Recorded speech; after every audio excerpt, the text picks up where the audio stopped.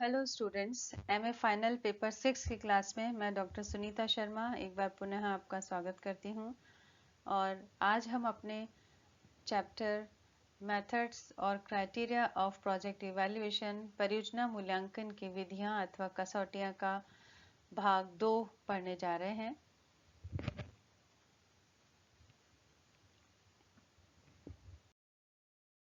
परियोजना मूल्यांकन की चौथी विधि हम देखने जा रहे हैं, क्षतिपूर्ति देना अवधि विधि, पे बैक पीरियड मेथड।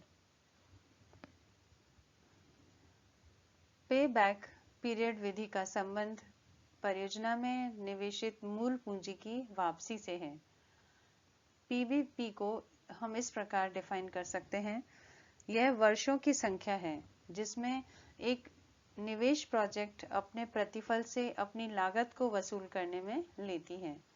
एक पूंजी परियोजना का मूल्यांकन करने में यह विधि समय की अवधि की गणना करने पर बल देती है जो मूल निवेश की वापसी में लगेगी। इसमें नकदी प्रवाह की गणना शामिल होती है जो प्रोजेक्ट के जीवन काल के प्रत्येक वर्ष में निवेश से उत्पन्न होंगे। ये कैश फ्लो हर वर्ष प्रतिवर्ष संचित होते रहते हैं जब तक कि वे प्रोजेक्ट में किए गए मूल निवेश की मात्रा के बराबर नहीं हो जाते। आवश्यक नकदी प्रवाहों को मूल निवेश की मात्रा के बराबर प्राप्त करने में जो समय अवधि लगती है वह प्रोजेक्ट के लिए पेबैक अवधि को निर्धारित करती है। पेबैक पीरियड की गणना इस प्रकार कर सकते हैं कि प्रारंभ के वर्षों में नेगेटिव नेट कैश फ्लो होते हैं और बाद के वर्षों में पॉजिटिव नेट कैश फ्लो होते हैं। पेबैक पीरियड को नेगेटिव कैश फ्लो के प्रेजेंट वैल्यू को पॉजिटिव कैश फ्लो के प्रेजेंट वैल्यू के बराबर करते हैं और हम पेबैक पीरियड को प्राप्त कर लेते हैं। ये ध्यान रखना है कि नेगेटिव कैश फ्लो कॉस्ट नहीं है और पॉजिटिव कैश फ्लो रिटर्न या प्रतिफल या लाभ नहीं है।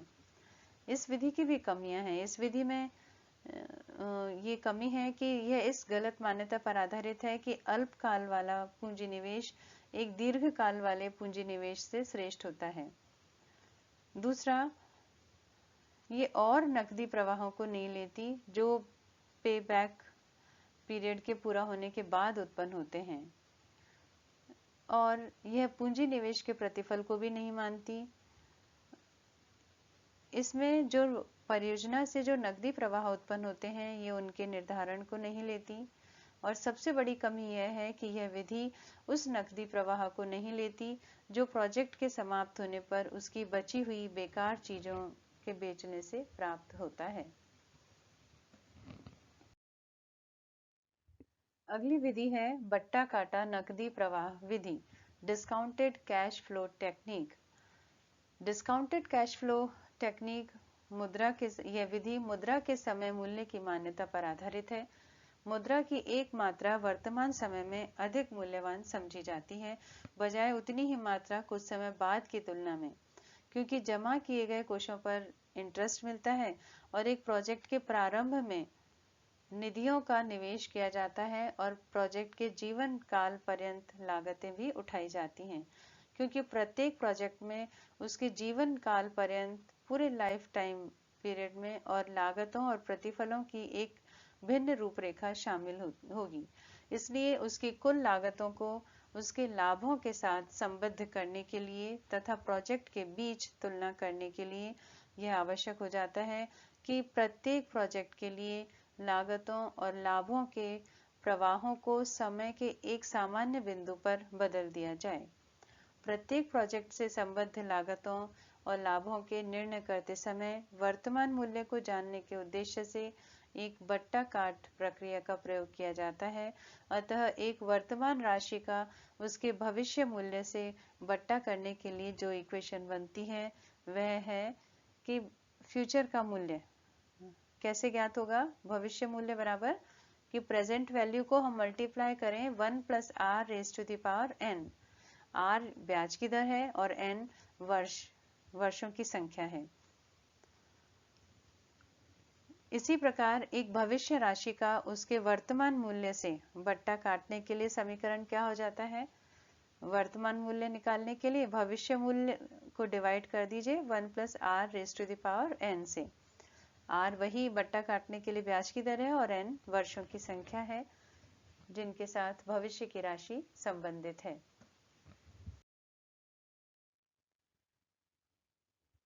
डिस्काउंटेड कैश फ्लो मेथड के लाभ क्या हैं कि यह विधि IRR और पेबैक पीरियड विधियों से कई बातों में श्रेष्ठ है कि यह एक अल्पविकसित देश में सामान्य तौर से संसाधनों की उपलब्धता उनकी मांग की अपेक्षा सीमित होती है।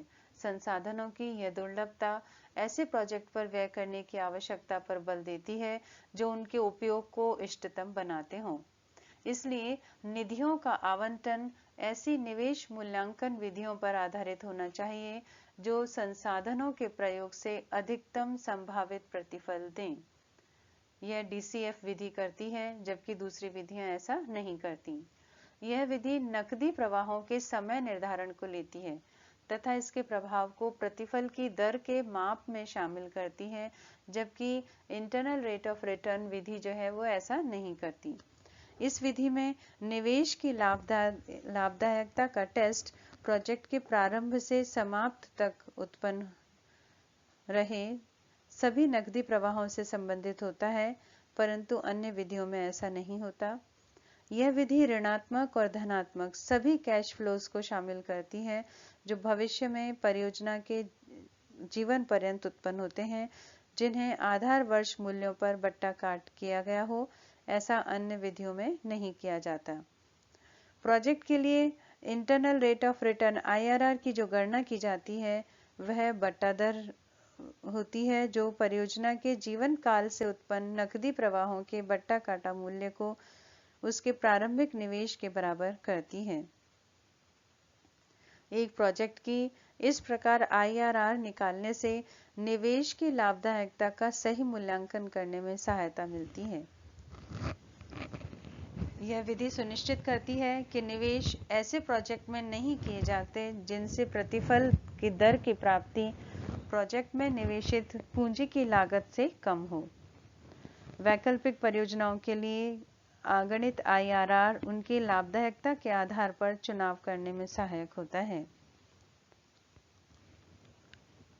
यह विधि विभिन्न वैकल्पिक परियोजनाओं को प्रत्येक की लाभदायकता या IRR के आधार पर प्राथमिकता के अनुसार श्रेणीबद्ध करने में सहायता करती है। इस प्रकार उपलब्ध संसाधनों का इष्टतम आवंटन किया जा सकता है। अंतिम विधि है संवेदिता विश्लेषण, सेंसिटिविटी एनालिसिस। सार्वजनिक निवेश परियोजनाओं में उसी प्रकार जोखिम और अनिश्चितता पाई जाती है जिस प्रकार निजी क्षेत्र के निवेशों में। एक जोखिम वाली स्थिति उस समय पाई जाती है जब एक चर जैसे लाभ, लागत, बट्टा दर आदि का मूल्य मालूम नहीं होता, लेकिन इसका संभावित आवंटन ज्ञात होता है। दूसरी ओर अनिश्चितता ऐसी स्थिति से संबद्ध होती है जिसमें संभावित आवंटन बिल्कुल ज्ञात नहीं होता।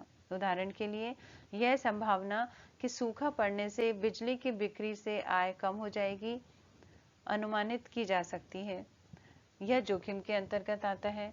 दूसरी ओर एक जल विद्युत परियोजना जो अब लाभदायक मालूम देती है वह भविष्य में उसके पूरा होने तक संसाधनों का अपव्यय हो सकती है, क्योंकि अणुशक्ति द्वारा जनित विद्युत की लागत उससे बहुत कम होने की संभावना पाई जाती है। लाभ और लागत विश्लेषण परियोजना निवेश में पाए जाने वाले जोखिम और अनिश्चितताओं का समाधान नहीं कर पाते, इसलिए अर्थशास्त्री संवेदिता विश्लेषण का प्रयोग करते हैं।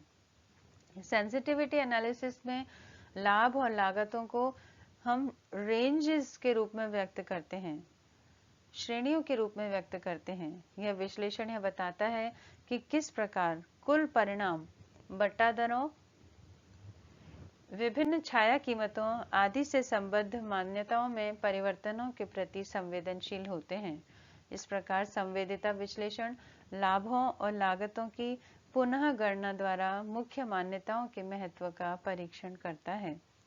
संवेदिता विश्लेषण ये बताता है कि किस प्रकार किसी चर के मूल्य में परिवर्तनों से कसौटी के मूल्य में परिवर्तन होता है। इसे या तो एनपीवी अथवा आईआरआर में निरपेक्ष परिवर्तन विभाजित द्वारा चर में दिए हुए निरपेक्ष परिवर्तन अथवा दी हुई प्रतिशतता, इनमें से जो भी अधिक उचित होता है उसके द्वारा व्यक्त किया जाता है। आमतौर से प्रतिशतता परिवर्तन चुना जाता है। अतः संवेदिता को हम इस प्रकार व्यक्त कर सकते हैं कि first differentiation of NPV with respect to x, यहाँ x चर का चुना हुआ मूल्य है। संवेदिता विश्लेषण सामान्य लाभदायकता विश्लेषण एवं सामाजिक लागत लाभ विश्लेषण दोनों में सहायक होता है। यदि किसी प्रोजेक्ट का एनपीवी निकाल लिया जाए तो यह जानना कठिन हो जाता है कि क्या यह एनपीवी थोड़ी लागतों और लाभों के बीच सापेक्षतया बड़ा धनात्मक शेष व्यक्त करता है या अधिक लागतों और लाभों के बीच छोटा शेष। इसीलिए संवेदिता विश्लेषण में प्रोजेक्ट की आईआरआर को लेना वांछनीय होता है। सेंसिटिविटी एनालिसिस को एक प्रोजेक्ट की जोखिम को व्यक्त करने के लिए भी प्रयोग किया जाता है। यदि किसी चर का मूल्य केवल अनुमान मात्र हो और उसका वास्तविक मूल्य एक विस्तृत रेंज में पाया जाता है तो एनपीवी की संवेदिता को रेंज के अंतर्गत चर के मूल्यों में देखना उचित होता है। सेंसिटिविटी एनालिसिस यह व्यक्त करने में लाभदायक होता है कि एक परियोजना के लागत और लाभों का अनुमान लगाने में कितनी सतर्कता रखनी चाहिए। यदि एनपीवी किसी विशेष आगत या निर्गत के मूल्य के प्रति असंवेदनशील हो तो उस मूल्य का सही अनुमान लगाने का प्रयत्न करना व्यर्थ है। प्रत्येक चर में रेंज की संभव सीमाओं को परिभाषित करने के पश्चात संवेदिता विश्लेषण को शुद्ध लाभ परिणाम दिखाना चाहिए जो चरों के न्यूनतम मूल्यों के संयोग के अनुरूप होता है और शुद्ध लाभ अधिकतम मूल्यों के अनुरूप होता हुआ। लेकिन इस तरह की रेंज बहुत विस्तृत होने की प्रवृत्ति रखती है, इसलिए यह विश्लेषण कोई अधिक सहायक नहीं होता। इसलिए अर्थशास्त्रियों के मतानुसार संवेदिता परिणामों को विश्लेषक आशावादी, निराशावादी तथा श्रेष्ठतम अनुमानों में ला सकते हैं, जिनमें से अंतिम अनुमान के साथ अधिकतम व्यक्तिपरक संभाव्यता पाई जाती है। बावजूद इन उपयोगों के सेंसिटिविटी एनालिसिस लागत लाभ विश्लेषण में जोखिम और अनिश्चितताओं का सही ढंग से समाधान करने में अभी तक पूरी तरह से सक्षम नहीं हुआ है। इसकी सफलता इस बात पर निर्भर करती है कि विश्लेषक कहां तक शुद्ध लाभों के परिणामों की संभाव्यताओं का चरों के मूल्यों के संयोगों के अनुसार रेंजों की सीमाओं के अंतर्गत सही विश्लेषण करने की क्षमता रखता है। बट्टा की सामाजिक दर, इस पर एक शॉर्ट टिप्पणी हम ये देखते हैं कि बट्टा की सामाजिक दर, चाहे आयोजक एनपीवी या आईआरआर कसौटी का प्रयोग करें, सभी लागत और लाभों का बट्टा करने के लिए डिस्काउंट करने के लिए एक डिस्काउंटेड रेट चाहिए। ऐसी रेट के चुनाव पर काफी वाद विवाद पाया जाता है क्योंकि डिस्काउंट रेट की दो समस्याओं का हल करने के लिए जरूरत होती है। एक तो सार्वजनिक और निजी क्षेत्र, पब्लिक और प्राइवेट सेक्टर के बीच साधनों का उचित आवंटन करने के लिए, और दूसरा वर्तमान और भविष्य में, प्रेजेंट और फ्यूचर में वस्तुओं और सेवाओं के प्रावधान के बीच संसाधनों के आवंटन के लिए। दूसरी समस्या का हल करने के लिए जो दर प्रयोग की जाती है उसे हम सोशल डिस्काउंटेड रेट या सामाजिक समय अधिमान दर, सोशल टाइम प्रेफरेंस रेट कहते हैं। सामाजिक बट्टा दर वह प्रतिफल है जिसे समाज वर्तमान उपभोग को भविष्य के उपभोग पर अधिमान देने के लिए रखता है। इसे हम डायग्राम 64.3 में देख सकते हैं, जहां वर्तमान उपभोग C1 हॉरिजॉन्टल एक्सिस पर लिया है और भविष्य का उपभोग C2 वर्टिकल एक्सिस पर है। C1 C2 रूपांतरण वक्र है या निवेश संभावना वक्र है।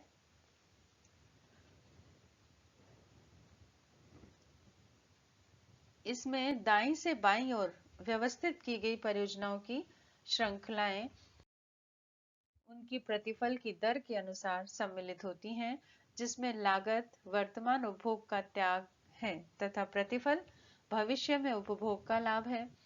अपने highest social indifference curve SI तक पहुंचने के लिए समाज विभिन्न निवेश संभावनाओं में से चुनेगा। समाज वर्तमान उपभोग का त्याग करके और भविष्य के उपभोग में लाभ के लिए इसके निवेश द्वारा इष्टतम स्थिति पर पहुंचता है।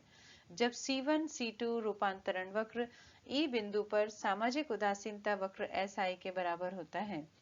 यह ध्यान देने योग्य है कि रूपांतरण वक्र की ढलान निवेश पर प्रतिफल की दर को और सामाजिक उदासीनता वक्र की ढलान समय अधिमान की दर को व्यक्त करती है। इस प्रकार सामाजिक बट्टा दर E बिंदु पर निवेश पर प्रतिफल की दर तथा समय अधिमान की दर की समानता द्वारा निर्धारित होती है।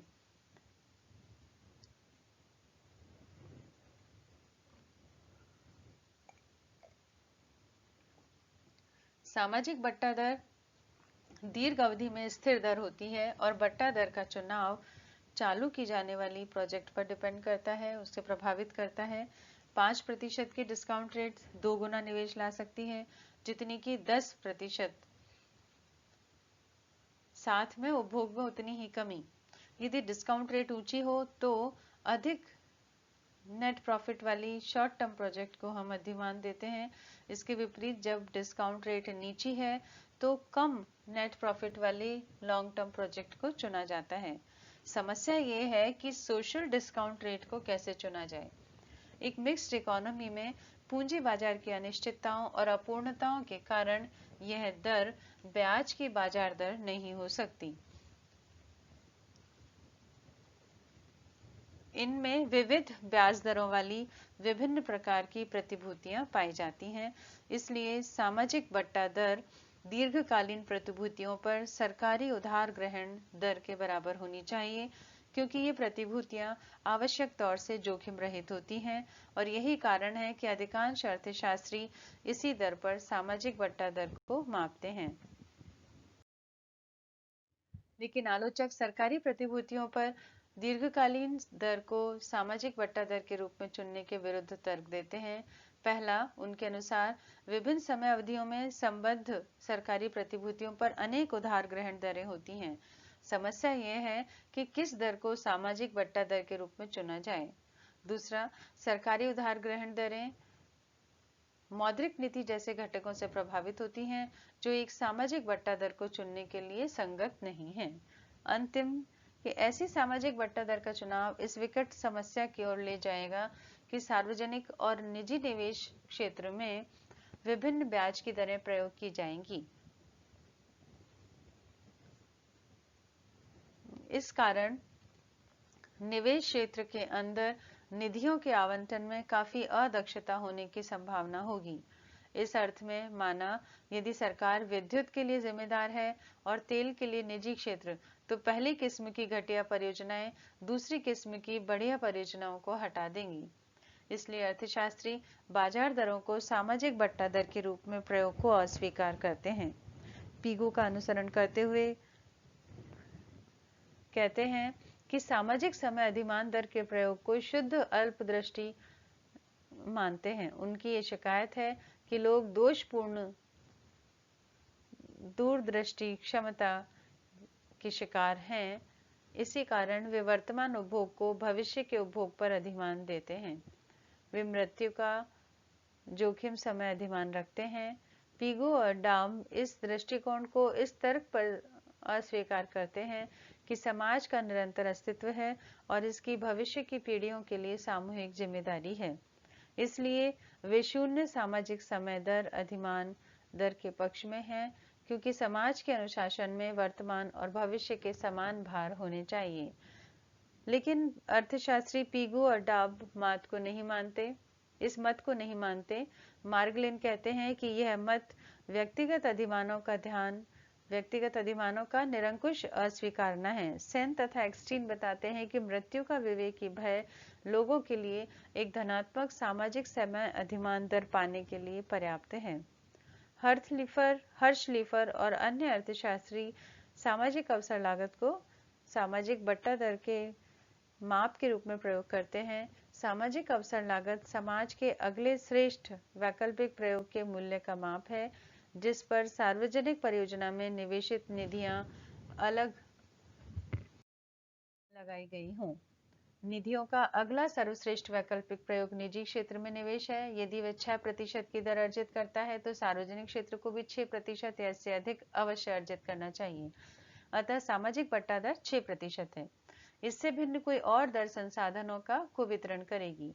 यदि एक सार्वजनिक परियोजना 4% अर्जित करती है तो इसे कार्यान्वित नहीं करना चाहिए।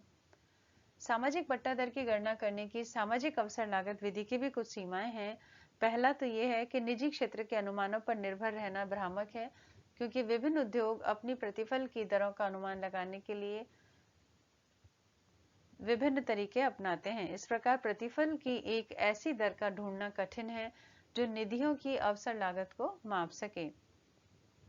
फेल्डस्टीन ये कहते हैं कि सामाजिक अवसर लागत विशेष निधियों के स्रोतों पर निर्भर करती है। इस कारण इसे सामाजिक समय अधिमान फलन को भी व्यक्त करना चाहिए। इसलिए वह इन दोनों विधियों को इकट्ठा करने का सुझाव देते हैं। दूसरी ओर मिशन ने यह सुझाव दिया कि यदि सरकार के पास निजी क्षेत्रों में निवेश करने की क्षमता है तब सामाजिक अवसर लागत दर एक सामाजिक बट्टा दर के रूप में प्रयोग की जा सकती है। मार्गलेन तथा अन्य अर्थशास्त्री एक संयोगिक बट्टा दर के बारे में भी तर्क देते हैं। वे इस मान्यता पर चलते हैं कि सामाजिक अवसर लागत दर से सामाजिक समय अधिमान दर कम होती है, इसलिए अर्थव्यवस्था में अल्प निवेश होगा। अतः सार्वजनिक निवेश के लिए एक संयोगिक बट्टा दर अपेक्षित है। संयोगिक बट्टा दर सामाजिक समय अधिमान दर और सामाजिक अवसर लागत दर की कुछ भारित औसत है। आज का यह वीडियो प्रोफेसर एमएल जिंगन की पुस्तक विकास का अर्थशास्त्र एवं आयोजन से ज्यों का त्यों लिया गया है। हम प्रोफेसर जिंगन साहब के आभारी हैं। आज का वीडियो यहीं पर समाप्त होता है।